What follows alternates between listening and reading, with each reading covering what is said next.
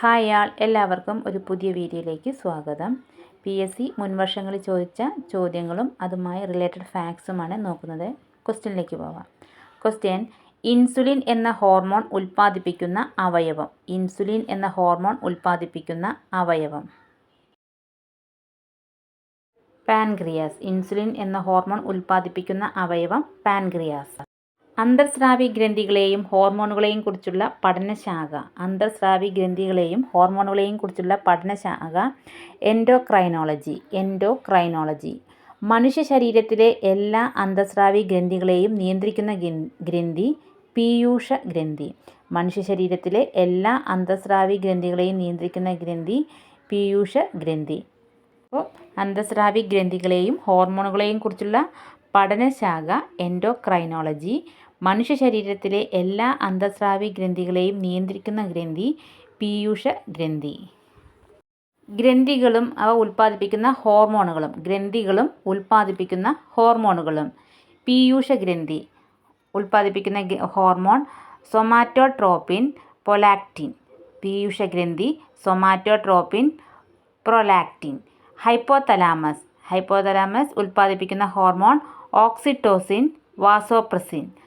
Hypothalamus ഉൽപ്പാദിപ്പിക്കുന്ന ഹോർമോണുകൾ oxytocin, vasopressin. Thyroid. Thyroxine, calcitonin. Thyroxine, calcitonin.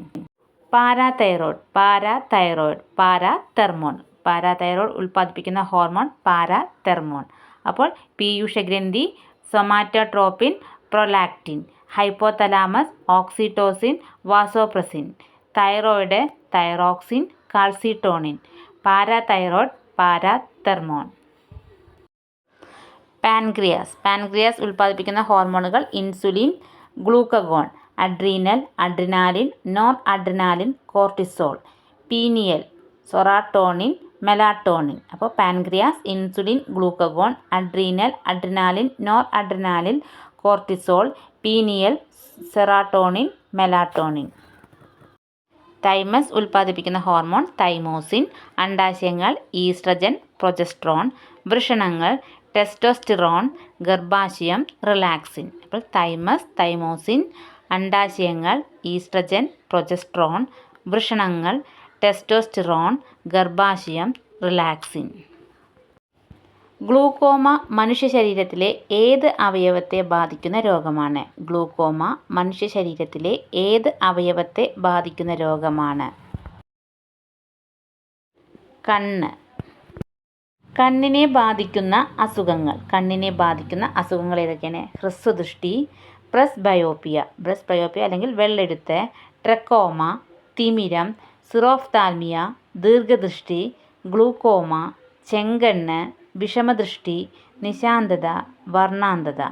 അപ്പോൾ കണ്ണിനെ ബാധിക്കുന്ന അസുഖങ്ങളാണ് ഹ്രസ്വദൃഷ്ടി, പ്രസ്ബയോപ്പിയ അഥവാ വെള്ളെഴുത്ത്, ട്രക്കോമ, തിമിരം, സിറോഫ്താൽമിയ, ദീർഘദൃഷ്ടി, ഗ്ലൂക്കോമ, ചെങ്കണ്ണ്, വിഷമദൃഷ്ടി, നിശാന്തത, വർണ്ണാന്തത.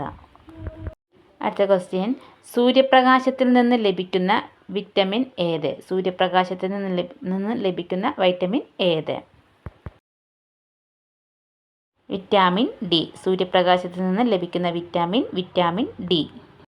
കാരറ്റിൽ അടങ്ങിയിരിക്കുന്ന വിറ്റാമിൻ എ. കാരറ്റിൽ അടങ്ങിയിരിക്കുന്ന വിറ്റാമിൻ എ. നെല്ലിക്കയിൽ അടങ്ങിയിരിക്കുന്ന വിറ്റാമിൻ സി. നെല്ലിക്കയിൽ അടങ്ങിയിരിക്കുന്ന വിറ്റാമിൻ സി. തവിടിൽ ഏറ്റവും കൂടുതൽ അടങ്ങിയിരിക്കുന്ന വിറ്റാമിൻ B1. തവിടിൽ ഏറ്റവും കൂടുതൽ അടങ്ങിയിരിക്കുന്ന വിറ്റാമിൻ B1. അപ്പോൾ കാരറ്റിൽ അടങ്ങിയിരിക്കുന്ന വിറ്റാമിൻ എ, നെല്ലിക്കയിൽ അടങ്ങിയിരിക്കുന്ന വിറ്റാമിൻ സി, തവിടിൽ ഏറ്റവും കൂടുതൽ അടങ്ങിയിരിക്കുന്ന വിറ്റാമിൻ B1. അടുത്ത ക്വസ്റ്റ്യൻ: രക്തം കട്ട പിടിക്കാതിരിക്കുന്ന രോഗമാണ്. രക്തം കട്ട പിടിക്കാതിരിക്കുന്ന രോഗമാണ് ഹീമോഫീലിയ. രക്തം കട്ട പിടിക്കാതിരിക്കുന്ന രോഗമാണ് ഹീമോഫീലിയ. ഹാൻസൻസ് രോഗം എന്നറിയപ്പെടുന്നത് കുഷ്ഠം. ഹാൻസൻസ് രോഗം എന്നറിയപ്പെടുന്നത് കുഷ്ഠം. വായിക്കാൻ കഴിയാത്ത അവസ്ഥയാണ് അലക്സിയ. വായിക്കാൻ കഴിയാത്ത അവസ്ഥയാണ് അലക്സിയ. പാറമടകളിൽ പണിയെടുക്കുന്നവർക്കുണ്ടാകുന്ന രോഗം സിലിക്കോസിസ്. പാറമടകളിൽ പണിയെടുക്കുന്നവർക്കുണ്ടാകുന്ന രോഗം സിലിക്കോസിസ്. രോഗപ്രതിരോധ സംവിധാനത്തെ ബാധിക്കുന്ന അസുഖം എയ്ഡ്സ്. രോഗപ്രതിരോധ സംവിധാനത്തെ ബാധിക്കുന്ന അസുഖം എയ്ഡ്സ്. അപ്പോൾ ഹാൻസൻസ് രോഗം എന്നറിയപ്പെടുന്നത് കുഷ്ഠം. വായിക്കാൻ കഴിയാത്ത അവസ്ഥയാണ് അലക്സിയ. പാറമടകളിൽ പണിയെടുക്കുന്നവർക്ക് ഉണ്ടാകുന്ന രോഗം സിലിക്കോസിസ്. രോഗപ്രതിരോധ സംവിധാനത്തെ ബാധിക്കുന്ന അസുഖം എയ്ഡ്സ്. പാരമ്പര്യ ജനിതക രോഗങ്ങൾ ഏതൊക്കെയാണ്? പാരമ്പര്യ ജനിതക രോഗങ്ങളാണ് haemophilia, sickle cell anaemia, colour blindness, Huntington's രോഗം, പ്രമേഹം. Haemophilia, sickle cell anaemia, colour blindness, Huntington's രോഗം, പ്രമേഹം. പാരമ്പര്യ ജനിതക രോഗങ്ങളാണ് haemophilia, sickle cell anaemia, colour blindness, Huntington's രോഗം, പ്രമേഹം. നാഡീവ്യവസ്ഥയെ ബാധിക്കുന്ന രോഗങ്ങൾ. നാഡീവ്യവസ്ഥയെ ബാധിക്കുന്ന രോഗങ്ങളാണ് അപസ്മാരം, അൾഷിമേഴ്സ്, പോളിയോ, പേവിഷബാധ, പാർക്കിൻസൺസ്. അപ്പോൾ നാഡീവ്യവസ്ഥയെ ബാധിക്കുന്ന രോഗങ്ങളാണ് അപസ്മാരം, അൾഷിമേഴ്സ്, പോളിയോ, പേവിഷബാധ, പാർക്കിൻസൺസ്. അടുത്തത് അസുഖങ്ങളും ബാധിക്കുന്ന അവയവങ്ങളും.